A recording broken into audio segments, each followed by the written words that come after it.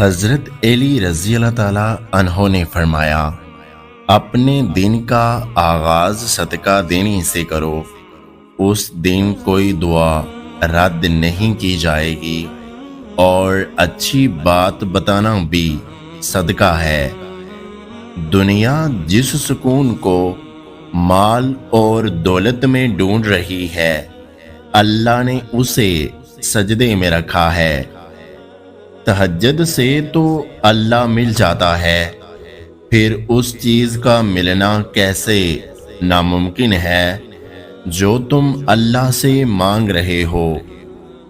رسول اللہ صلی اللہ علیہ وآلہ وسلم نے ارشاد فرمایا، رات کو اس وقت نماز پڑھو جب لوگ سو رہے ہوں، تو تم سلامتی کے ساتھ جنت میں داخل ہوگے۔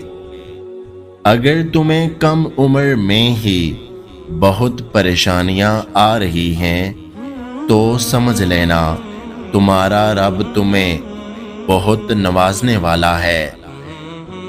آج مسلمان پریشان ہے کیونکہ اس کو ہر کام کے لیے وقت ہے سوائے نماز پڑھنے کے۔ جو تمہیں تہجد کے سجدوں کا عادی بنا سکتا ہے، وہ رب تمہاری لا حاصل دعاؤں کو حاصل بھی بنا سکتا ہے۔ کتنی عظیم ذات ہے اللہ کی، جب بھی پکارو ایسا لگتا ہے کہ اللہ صرف میرا ہے۔ جب دعا کرتے وقت تمہاری آنکھوں سے آنسو آنے لگیں تو سمجھ جانا تمہاری دعا بارگاہ الہی میں قبول ہو چکی ہے۔ بے شک دنیا اور آخرت کی مثال ایسی ہے جیسے ایک شخص کی دو بیویاں ہوں، ایک کو راضی کرتا ہے تو دوسری روٹھ جاتی ہے۔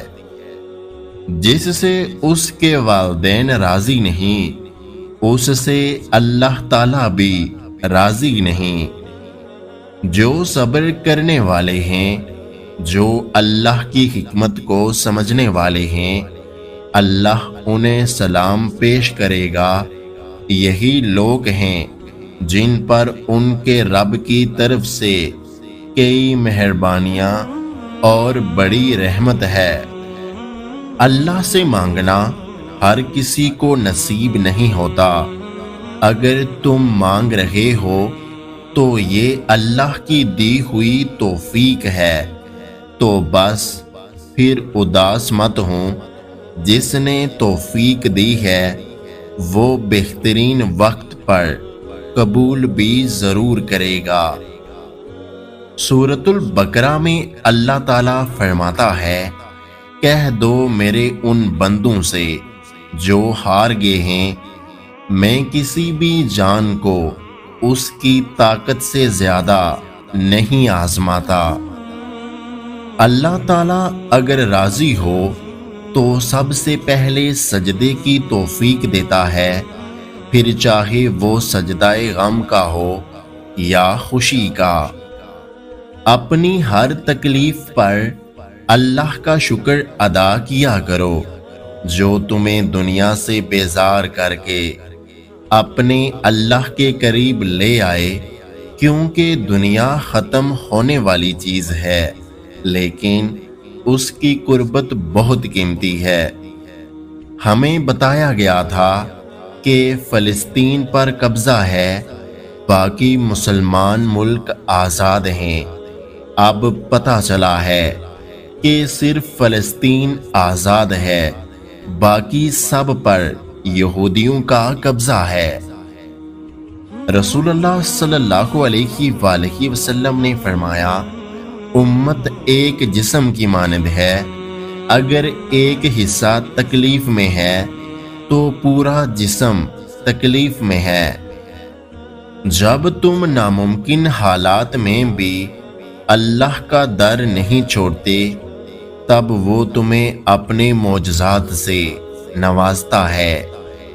تہجد پڑھنے والا تو اپنے رب کو پا لیتا ہے، جب تم اللہ سے بات کرتے ہو وہ پوری توجہ سے تمہاری بات سنتا ہے، تو یہ مت سوچو کہ تمہاری دعاؤں کا جواب نہیں آنے والا، وہ ضرور بدلے گا۔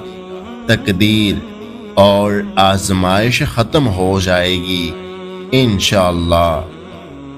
جب اللہ نے سورۃ العمران میں فرما دیا ہے کہ دعا پہاڑ کو بھی ان کی جگہ سے سرکا سکتی ہے، تو قبولیت کا شک تو بنتا ہی نہیں۔ وہ رب انہی کو دیتا ہے جو اس پر یقین رکھتے ہیں۔ کن فیکون کی دولت یقین والوں کو ہی ملتی ہے۔ سورۃ الکہف کا جمعہ کے دن پڑھنا زمین سے آسمان تک نور پیدا کرتا ہے، اور 8 دن تک وہ نور برابر قائم رہتا ہے۔ پھر چاہے اس کے پڑھنے والے کو یہ سارا نور قبر میں اور قبر کے بعد قیامت میں دیا جائے گا۔ ایک نصیحت کروں، زندگی کے ضروری ترین کاموں کے دوران بھی موت آ سکتی ہے، نماز کو کبھی مت چھوڑیں۔ ارے جب جب تم دعا مانگتے ہو، اللہ تب کہیں کسی کے دل کو نرم کر رہا ہوتا ہے، کہیں کسی کے ذہن میں کوئی خیال ڈال رہا ہوتا ہے، غرض تمہارے لیے اسباب بنا رہا ہوتا ہے، اور تمہیں لگتا ہے دعائیں رائیگاں جا رہی ہیں۔ بس کچھ دن کی تھی محبت فلسطین سے، اب سب نے بلا دیا۔ کیا جنگ ختم ہو گئی یا مسجد اقصی آزاد ہو گئی؟ جس نے رمضان کے 10 دنوں کا اعتکاف کیا، گویا اس نے 2 حج اور 2 عمرے کیے۔